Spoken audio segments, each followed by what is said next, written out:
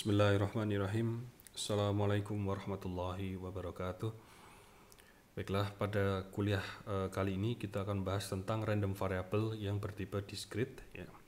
Kemarin sempat kita bahas secara umum. Ya. Insya Allah hari ini pada pertemuan kali ini kita akan membahas lebih mendetail tipe-tipe distribusinya, ya, seperti uniform, Bernoulli, binomial, ya, kemudian geometrik dan Poisson. Ya.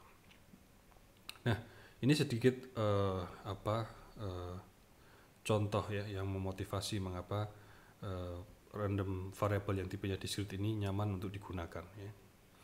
Jadi bisa kita bayangkan 2019 kita ada pemilihan presiden, ada 2 kandidat waktu itu. Kemudian bayangkan kita tanya 200 orang pemilih ya dari kita tanyakan pada mereka memilih apa gitu ya. Kemudian kita catat.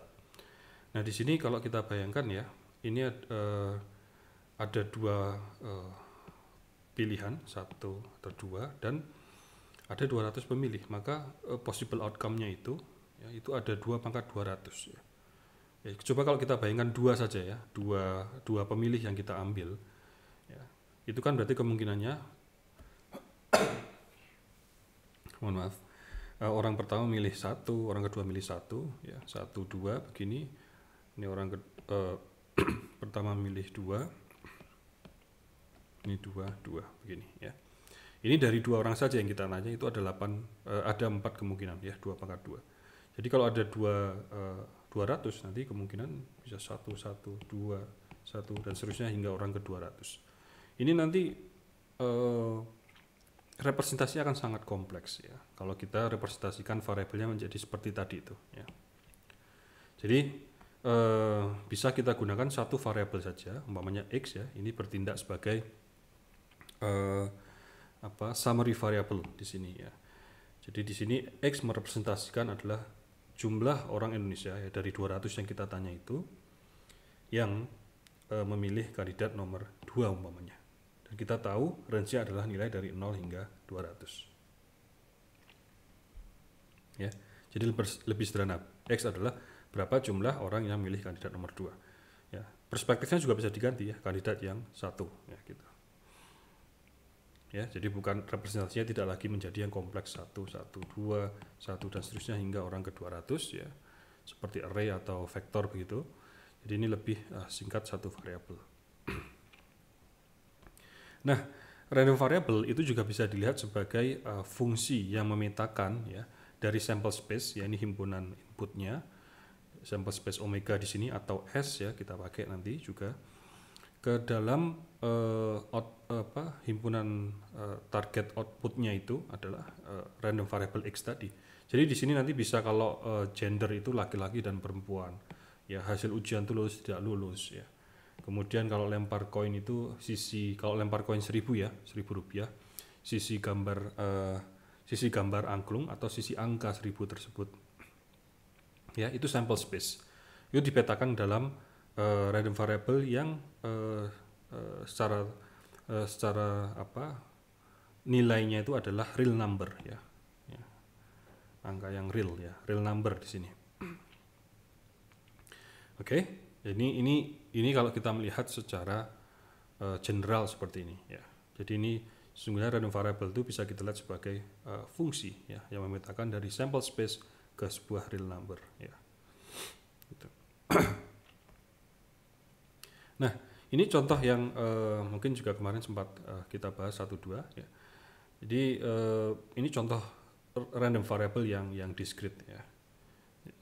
Contohnya kalau kita melempar koin ya, flipping gitu, koin yang 1.000 rupiah itu kan ada angka 1.000 ya, satu sisi sebaliknya adalah gambar angklung ya. Umpamanya kita ingin sebuah variabel tersebut merepresentasikan dari sebuah koin yang kita lempar itu ya adalah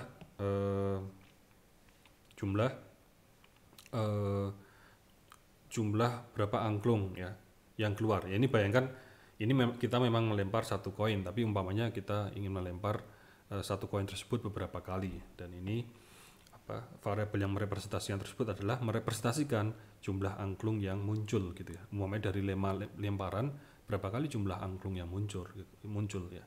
Bisa jadi mungkin muncul 3 di antara 5 ya. Mungkin muncul 4 di antara 5 dan seterusnya. Bisa jadi tidak muncul sama sekali. Kemudian umpamanya ujian itu outputnya bisa lulus dan tidak lulus. Kemudian sebuah variabel yang berhubungan ini umpamanya merepresentasikan berapa jumlah siswa atau mahasiswa umpamanya kalau ini perguruan tinggi yang lulus ya, gitu. Atau di sini melempar dadu ya, sebuah dadu,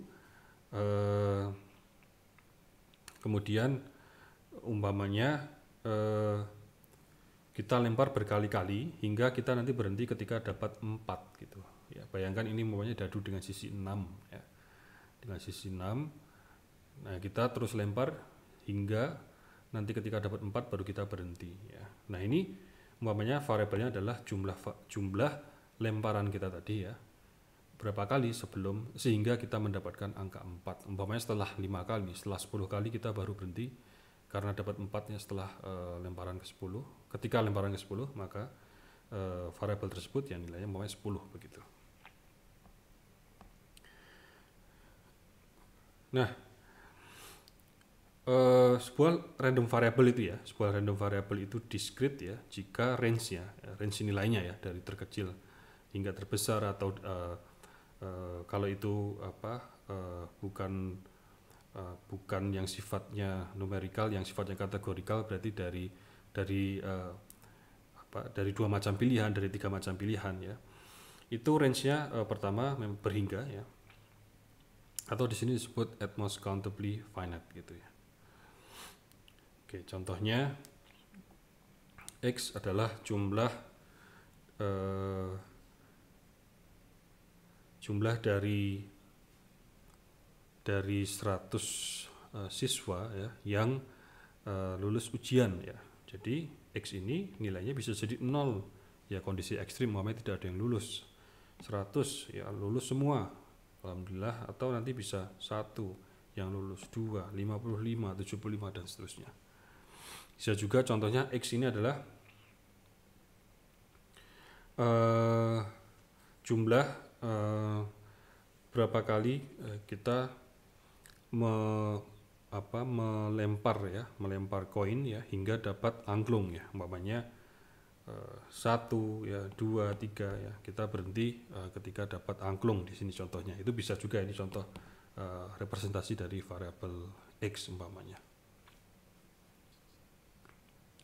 Oke, ini juga tadi yang contoh yang sebelumnya ya.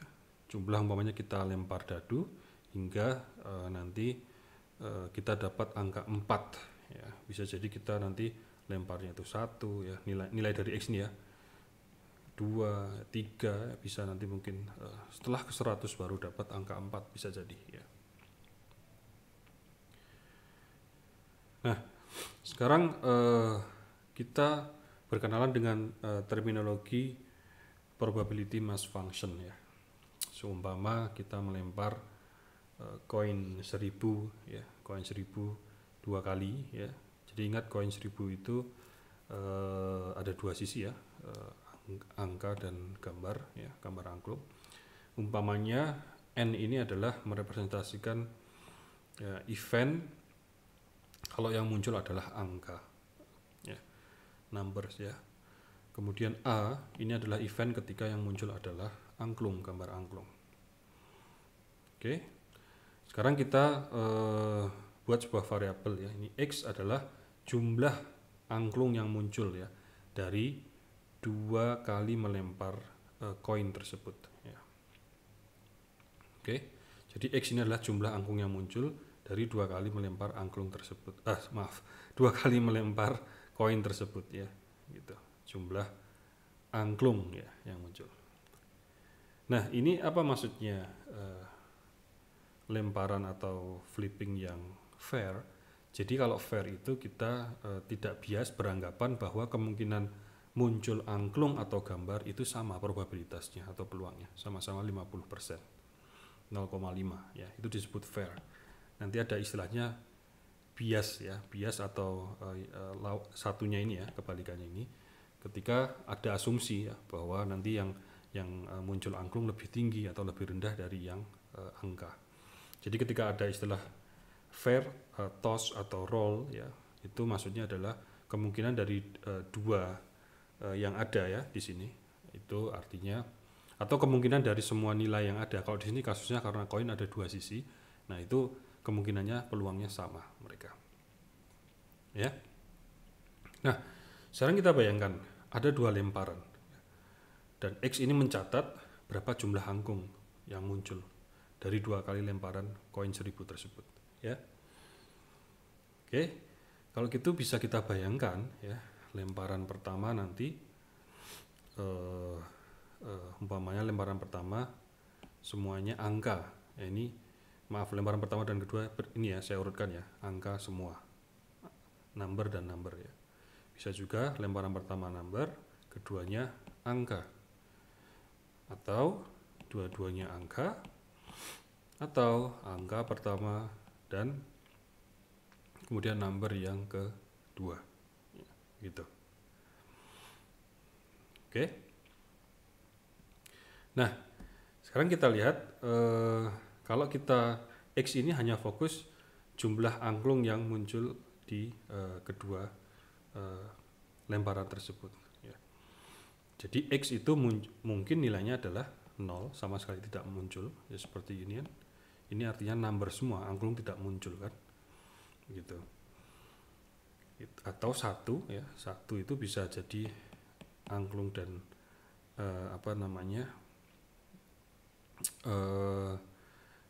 angka ya, atau yang seperti ini tadi ya, ini juga 1 kan gitu ya.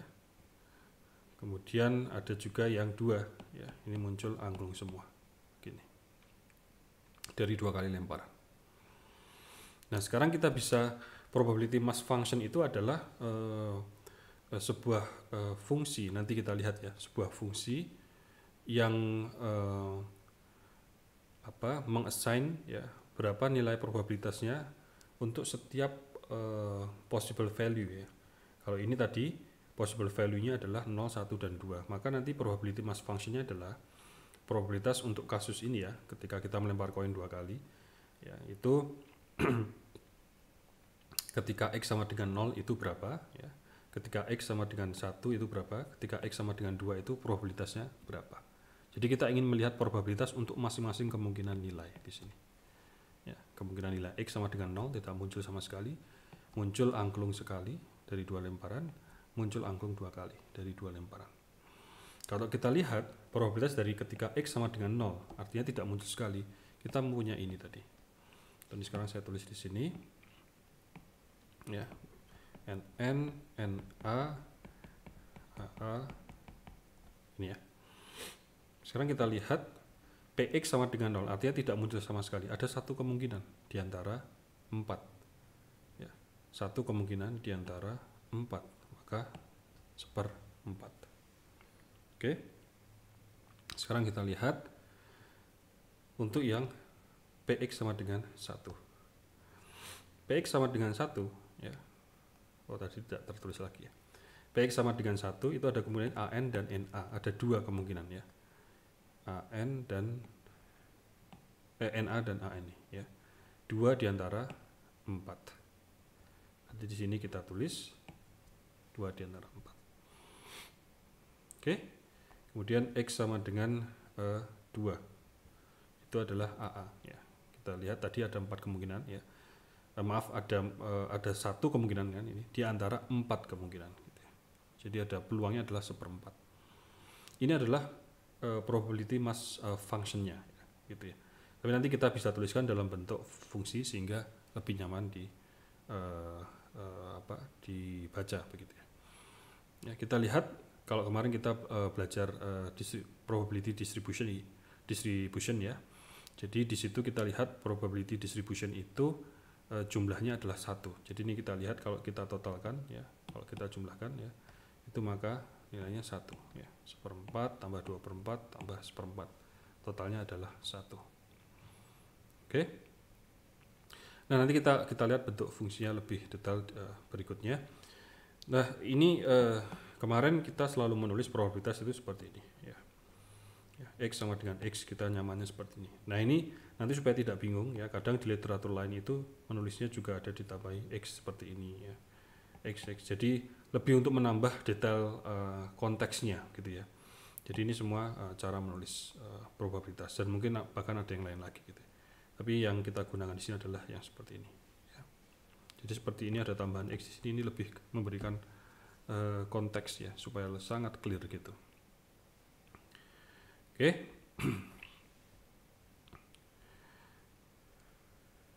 Ya. Jadi biasakan ya kita menulis random variable itu dengan yang uppercase ya. Kemudian kemungkinan nilainya itu yang kecil ya. Ini hanya kemarin juga sudah kita bahas ini. Oke.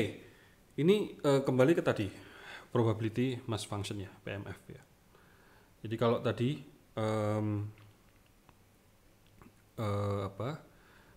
kita lihat distribusinya ya, ini kita tulis dalam bentuk lebih formal. Jadi sedikit tentang ini ya, tadi kembali tentang definisinya ya. Jadi probability mass function itu ya berisi ya fungsi yang berisi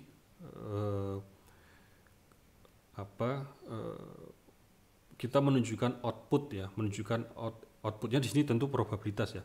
Jadi probabilitas untuk setiap event X sama dengan X ini ya. Itu probability mass function. Jadi kita memberikan nilai ya untuk setiap kemungkinan dari nilai X ini. Jadi kalau kemungkinan di sini adalah tadi 0, 1 dan 2 ya gitu ya. 0, 1 dan 2, maka fungsi PMF di sini memberikan ya probabilitas untuk setiap kemungkinan nilai tersebut. Gitu ya. Nah, ini kita tulis seperti ini ya. Ini masih yang tadi ya, yang contoh di melempar koin 1000 di sini tadi. Di X sama probabilitas dari X sama dengan X, X-nya ini nilainya bisa berganti ya. Ketika X sama dengan 0 artinya tidak muncul angklung sama sekali ya. Dan ketika X sama dengan 2 ya, muncul angklung 2 kali, itu nilainya sama-sama 1/4 ya. Nilainya sama-sama 1/4. Maka kita tulis fungsinya nilai ketika X sama dengan 0 atau 2 ya, nilainya adalah 1/4. Ini adalah outputnya ketika inputnya adalah ini dan ini ya. Itu cara menulisnya gitu ya. Kemudian ketika inputnya adalah 1 ya, ketika inputnya adalah 1, maka outputnya adalah ini.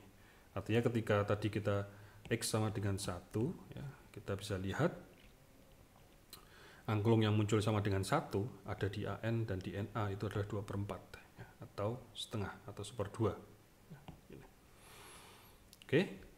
Nah, di luar ini ya, di luar kemungkinan input, di luar kemungkinan X, nilai X ini ya 0, 1 dan 2, itu pasti probabilitasnya adalah 0. Jadi kita tulis otherwise, artinya di luar input yang 0, 1 dan 2, maka outputnya adalah 0 ya. Jadi ini statement yang general yang memberi aturan main gitu ya, kira-kira PMF untuk kasus ini ya, untuk lempar koin 1000 sebanyak 2 kali, dan kita bertanya tentang X adalah jumlah angklung yang muncul gitu. Oke. Nah, ini seperti yang kita bahas kemarin, probability distribution ya. Dari PMF itu ya, kita dapat properti ini ya. Apa ya? Jadi untuk setiap kemungkinan X ya, kalau kita jumlahkan maka sumnya itu ya, jumlahnya adalah 1. Ini probability distribution ya, aturannya, propertinya. Untuk setiap kemungkinan X berapapun ya, di sini itu jumlahnya adalah 1. Oke, ini juga sebuah statement ya, yang memperjelas, membantu kita untuk setiap X elemen S ya, ini sebenarnya sama di sini ya. Ya, untuk X elemen S sample space ya, untuk semua, artinya ini maksudnya adalah artinya untuk semua kemungkinan X, maksudnya begitu ya. Untuk semua kemungkinan X, maka eh, eh, total probabilitasnya itu adalah ini. Oke, probabilitas dari x ketika x ini ya, sebuah nilai x kemudian dijumlahkan dengan x berikutnya ya, dijumlahkan dengan ketika x sama outputnya adalah kemungkinan nilainya adalah x ya, x berikutnya dan seterusnya ya. Kalau tadi kemungkinan x-nya yang lempar koin 2 kali dan x itu adalah jumlah angklung yang muncul ya, x-nya adalah ini kan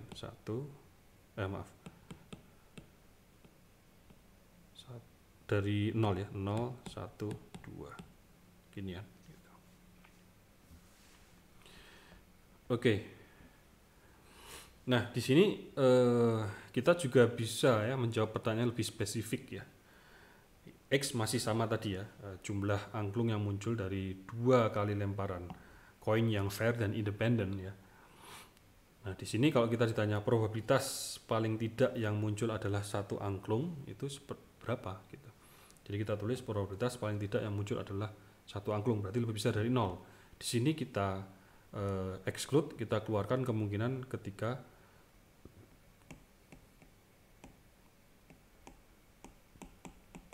ya, ini kita keluarkan kemungkinannya.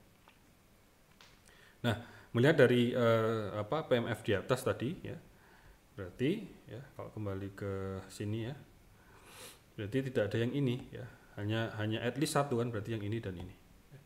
Berarti setengah dan seperempat ya, setengah plus seperempat ya.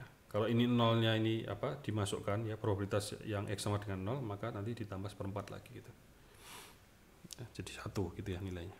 Tapi ini karena at least 0. Oke, nah tadi secara umum tentang discrete random variable ya. Sekarang kita melihat ada yang namanya ini tipe distribusinya ya. Ini distribusinya adalah uniform ya, seragam ya, dari namanya ini seragam gitu. Nah, apa maksudnya seragam di sini ya? Ini bayangkan kita umpamanya ya melempar dadu secara fair ya. Kemudian yang sisi 6 ya, ada dadu yang sisinya 6 ya. Kemudian secara fair ya. Kemudian kita buat X itu adalah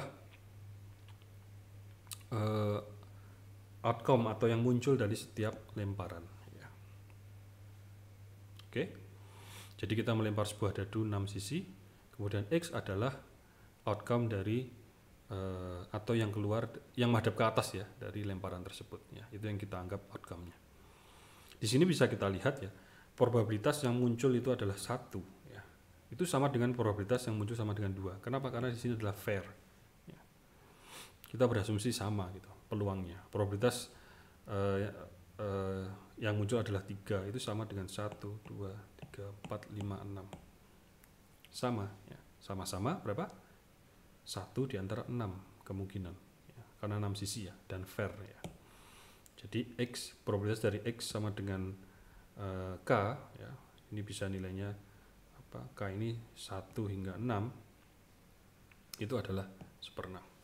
Nah, di luar kemungkinan ini ya, kan itu dadunya 6 sisi ya, mungkin adalah nilai 1 2 hingga 6. Di luar kemungkinan ini 0 probabilitasnya, tidak ada peluang sama sekali. Ya, jadi ini adalah peluang yang muncul untuk setiap K di sini. Ya, mulai dari 1 hingga 6. Ya, yang dimaksud seragam di sini adalah ini besarannya sama. Ya. Untuk setiap K, ya, itu peluangnya adalah 1/6. Ya, probabilitasnya sama, gitu. Makanya disebut uniform, seragam. Oke. Nah, di sini n-nya ya, itu adalah jumlah kemungkinan nilainya ya. Itu n-nya adalah 6 ya. Nanti mungkin kasus lain mungkin dadu itu 4, ada yang 4 juga mungkin ya. Ya, bentuknya mungkin berbeda, atau nanti yang lain ya, yang jumlah jumlah kemungkinan nilainya itu adalah n, ya, maka probabilitasnya adalah untuk setiap k itu adalah 1/n. Di sini karena nilainya ada 6, ya, 1, 2, 3, 4, 5, 6, n-nya sama dengan 6, maka 1/6 di sini. Tapi untuk kasus-kasus lain nanti tergantung jumlah n-nya. Dan ini adalah probabilitas untuk setiap kemungkinan nilainya. Ya, ini 1/n, 1/n, 1/n, 1/n, 1/n, ya. N di sini adalah 6 gitu. Ya, ini cukup intuitif bagian ini.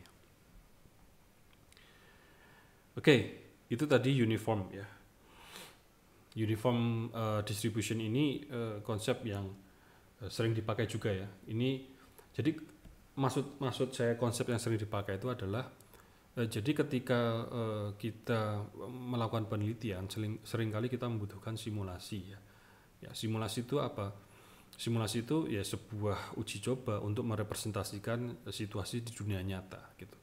Nah, ada kasus-kasus di dunia nyata, ya, itu yang cocok untuk direpresentasikan dengan uniform random variable, ya. Itu kenapa kita di sini butuh, ya, penting untuk mempelajari uniform random variable, dan ini adalah yang kita barusan bahas, ini konsepnya gitu, ya. Ya, uniform random variable. Oke, nah seringkali juga nanti kita dihadapkan untuk merepresentasikan sebuah variabel, ya, yang nilainya 2. Ya, kelas lulus tidak lulus, ya, sakit tidak sakit, ya. Contohnya seperti itu, ya. Nah, ini kita bahas yang namanya Bernoulli, ya. Bernoulli ini nama ilmuwan, ya, dari Swiss, ya, kalau tidak salah. Jadi kembali kita ke contoh yang sederhana tadi, yaitu melempar sebuah koin, ya. Tapi sekarang, ya, bukan fair, ya, tapi kita anggap bias. Artinya ada probabilitas yang tidak equal antara angka dan angklung yang akan muncul ini, ya. Jadi ini di sini dengan Bernoulli itu memungkinkan untuk berasumsi bias, ya. Bagaimana nanti kalau di sini kita anggap 50 sama-sama 50, ya, ya bisa saja, ya. Tapi ini defaultnya, artinya fleksibilitasnya yang diberikan adalah ini bisa untuk merepresentasikan sesuatu yang bias. Oke, ya, bukan fair gitu. Ini istilah eksperimen tadi, ya. Istilah trialnya, ya. Kalau fair itu berarti untuk setiap kemungkinan itu sama, ya. Kalau 2 kemungkinan berarti 50%, 50%. Kalau bias itu berarti berbeda. Oke, contohnya jika yang asumsikan yang muncul angklung itu adalah probabilitas P, tidak ada angkanya di sini, ya. Baru diberikan sebuah nilai yang abstrak, ya, P di sini. Oke, sebaliknya, ya.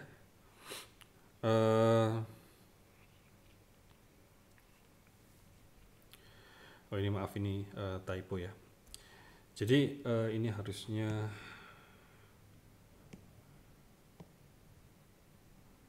satu kurangi P, ya. Ya, gitu. Jadi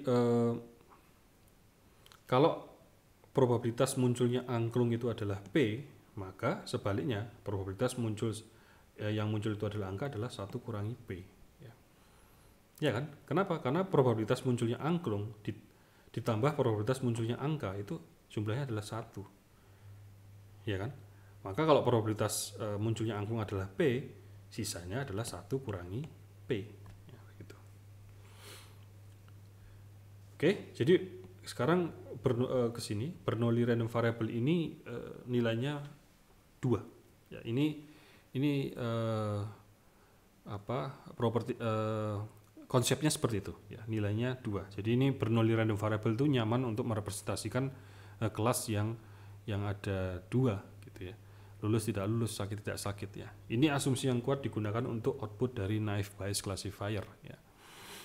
Ya. Nanti kita bahas di pertemuan selanjutnya, ya, setelah 6 atau 7, ya. Jadi ini asumsi yang banyak digunakan untuk target variable di permasalahan-permasalahan klasifikasi di machine learning ya, bahkan deep learning juga gitu. Oke, contohnya ini bisa ada dua nilai ya gitu. Contohnya satu, kalau yang muncul angklung ya, ini dari lemparan sebuah koin ya, dan dia bias dengan probabilitas P dan 1 minus P. Satu itu untuk yang angklung yang muncul adalah angklung, atau sebaliknya ya. Jadi nilai X itu bisa kita representasikan ada dua kemungkinan, satu jika yang muncul angklung, atau 0 jika yang muncul adalah angka gitu. Nah, PMF-nya, probability mass function-nya, ingat ya, X-nya adalah dua kemungkinan di sini ya. Ya, tadi kita tulis P jika yang muncul itu adalah 1 ya, atau 1 minus P jika yang muncul adalah 0 ya. Ya, itu adalah PMF dari Bernoulli random variable.